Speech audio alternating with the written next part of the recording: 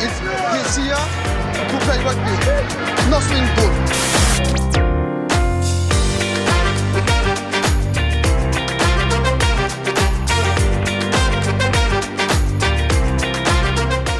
Bonjour à tous et bienvenue dans ce nouvel épisode du Hurrah Rugby. Au programme aujourd'hui la 13e journée de Top 14 et on va parler de quelques tensions dans un club de Top 14, un club d'ailleurs qui est bien classé au niveau du Top 14.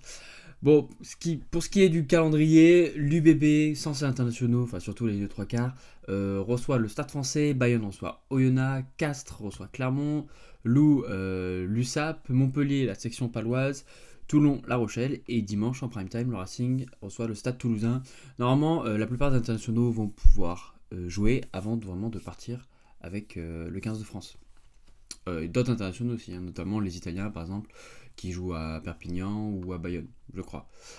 Pour ce qui est du classement, Racing, UBB, Stade Français, Toulouse, Toulon, Pau sont les actuels qualifiés pour les phases finales, mais bon, il y a pas très loin quand même, il y a Castres et La Rochelle qui sont à 30 points, et Clermont, Bayonne marque le pas quand même.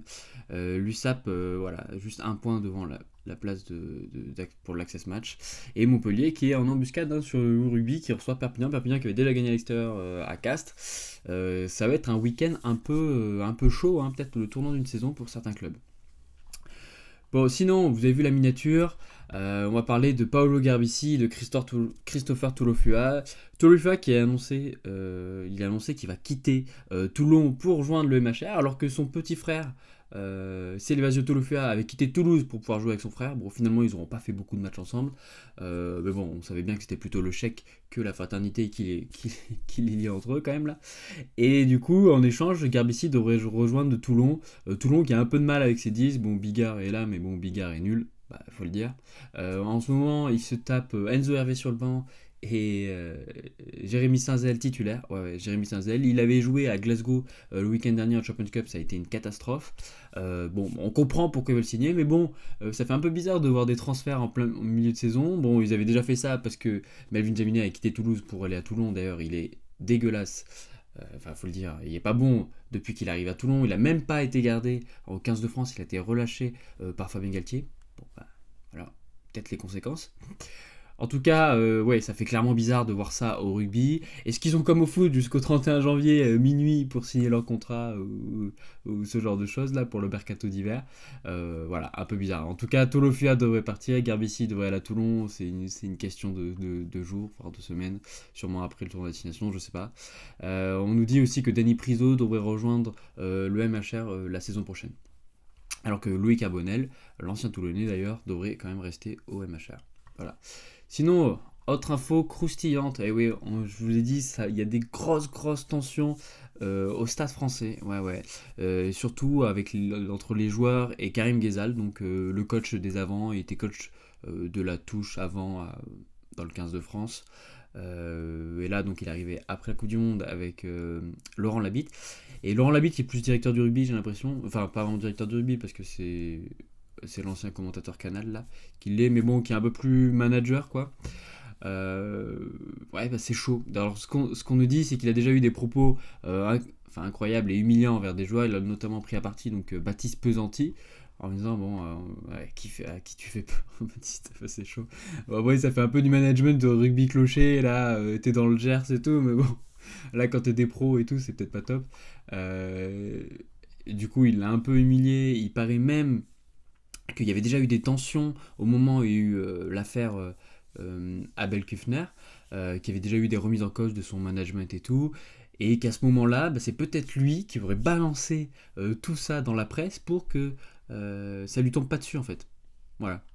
Donc ils disent, voilà, soucieux d'éteindre rapidement l'incendie, donc après Labitte a convoqué Ghezal, prendre des précautions, voilà. Et il paraît que Karim Ghezal est à l'origine de la fuite de cette histoire. Mais c'est du délire ce truc. Putain, Midi Olympique, mettez-le gratuitement cet article, faut que tout le monde soit au courant de ça, c'est pas possible.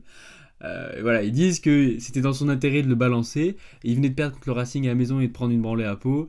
Il sentait la fronde monter contre lui, a préféré allumer un contre-feu. Non, mais si c'est ça, c'est du délire. Le mec il contacte son pote de l'équipe ou Midi Olympique, il dit allez hop, tiens, j'ai besoin de toi.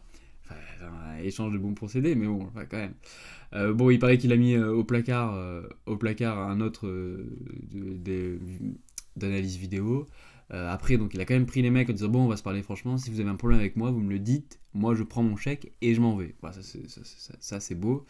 Il paraît que j'ai déjà pris la tête avec Joris Second à l'échauffement face à Clermont. Clermont qui a failli gagner d'ailleurs là-bas, mais ça s'est fini en match nul. Peut-être heureusement, parce que sinon ça aurait encore plus pété. Bref, délégation de joueurs, Romain Brigade, capitaine, Irigoyen, Jérémy Ward et Lobaré. Qui sont allés voir Laurent Labitte en disant on peut plus blairer, c'est pas possible. Voilà, ils ont peur, ils ont même peur. Ils disent que s'ils continuent à nous parler de cette façon, on n'est pas à l'abri qu'il y en a un qui craque et qui l'emplâtre. Ouais. Donc là, ça, par contre, ça peut vraiment mal finir cette histoire. Voilà, c'est remonté aux oreilles du président, et ça va pas arranger les choses, sachant qu'ils ont sur très peu de victoires. Ils disent que son management un peu conflictuel, c'est pas du tout ce qu'il y avait avant avec Quesada, qui était plutôt management consensuel. Bah, c'est peut-être ce qu'il faut faire quand même quand tu travailles avec des professionnels, hein. Tu coaches pas des ados. Mais bon, voilà, pour l'instant, ils montrent que les statistiques, c'est dégueulasse, voilà, et donc comme quoi, il avait voulu tout chambouler dans les annonces et le lancement de jeu, surtout en touche des joueurs. Les joueurs ont dit non, non, fais pas ça et tout. Finalement, ça a pas marché. Eux, de leur côté, ça a complètement foiré. Ça fait 2 mois qu'ils galèrent sur ça. Et lui, il dit ah bah ouais, mais en même temps, et tout. Bon, il a essayé de rééquilibrer les choses, ils l'ont mal pris. Bon, voilà. Bon, concrètement, les résultats sont pas là. Ils se déplacent à l'UBB. Bon, l'UBB, il n'y a pas beaucoup d'internationaux, mais bon, chez eux, je pense que ça va régaler. Donc ça risque de chauffer encore plus dans le vestiaire ce week-end. Hâte d'entendre parler de ça la semaine prochaine. Hein. Franchement, ça promet. Bon, pour ce qui est des compos, on a dit MHR reçoit Pau. MHR assez costaud quand même, avec Chaluro titulaire. Van Rasbou Camara, Simons qui va affronter son petit frère Joe Simons, Reina Carbonel à charnière, Safontaine Doumerou. Doumerou qui, depuis qu'il est revenu, est vraiment pas mauvais. Du côté de Pau, un peu classique, hein. On voit Sam Whitlock qui enchaîne avec son frangin. Bon, il doit manquer un peu de monde quand même derrière.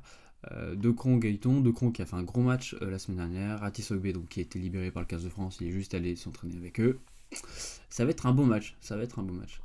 Ils sont obligés de faire pour afficher leur équipe en 2 parties. Je ne comprends pas pourquoi. En plus, on n'arrive même pas à voir.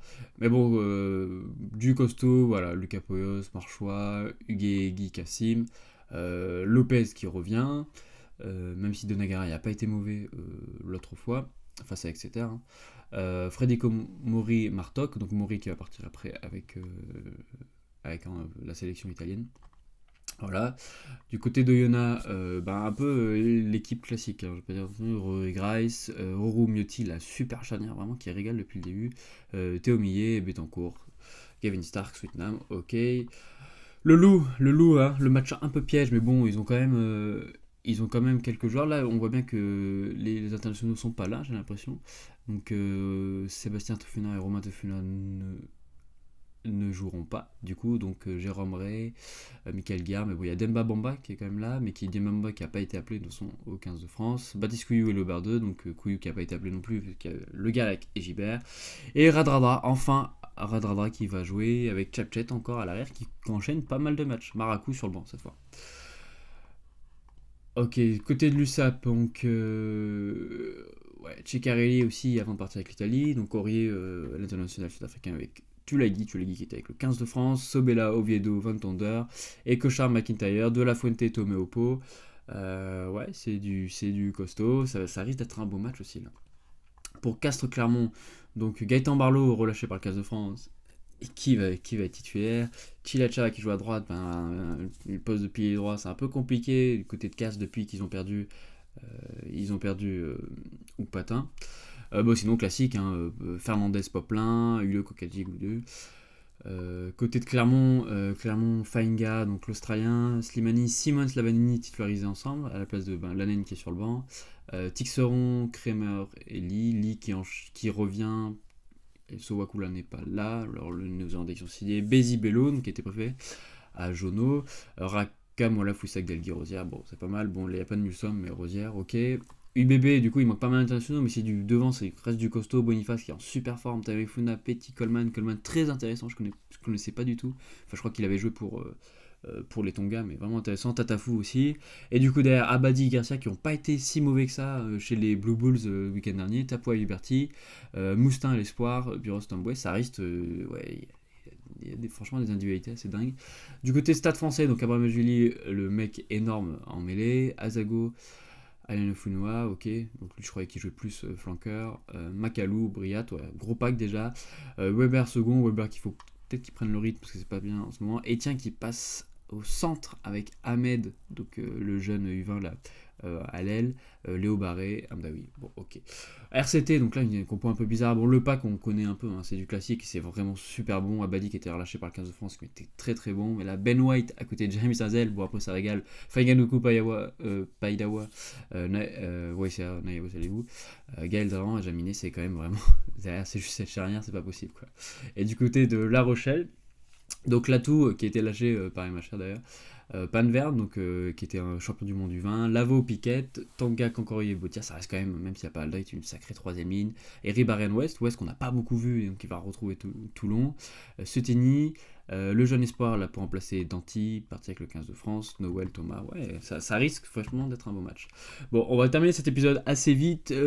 Niveau des prolongations, des transferts, Pitaki a décidé de prolonger son contrat malgré soi-disant une baisse de salaire à partir de la trentaine à Toulouse.